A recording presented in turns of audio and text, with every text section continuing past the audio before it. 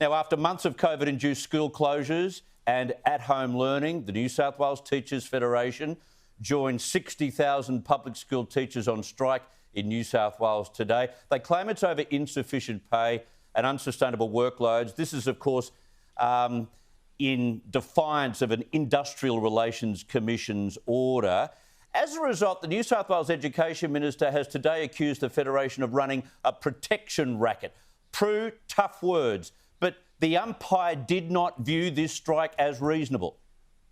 No, and I don't think any of the parents watching these people, and also, what kind of a message is it telling kids?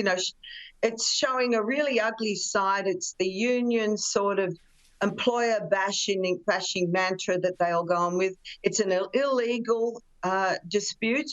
And, when we look at the fact that out of OECD and EU countries, we came 39 out of 41 with our education standards, I think these people need to have a great look at themselves and say, well, if you want more money, you have to meet certain milestones because, frankly, you're failing our kids. Yeah. The education of our kids is a joke. They're so busy indoctrinating them with their woke ideas and not focusing on what the kids need to learn. Richard, what do you think of the union taking that time out soon after the pandemic? Well, it's not after the pandemic. We're still in it. We're spending $1 trillion on trying... Look, it's a bit over the top. I remember, Chris, when I was doing fifth class, now people will say, well, that's 3,000 years ago, so who cares? But when I did fifth class, there were 55 in my class. Yeah. 55 in my class at Morris Brothers Cogra. And we seemed to manage. The class did pretty well. I don't quite understand these days what teachers have got to complain about, really. They're doing pretty well. By any standard, they're doing pretty well in terms of how they're going.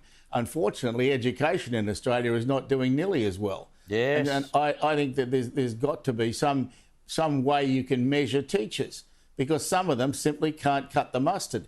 And as long as you've got really, really low marks to get into teachers' federations, because now it's not much of a hurdle to jump, then I think you are going to get some teachers who just can't do it.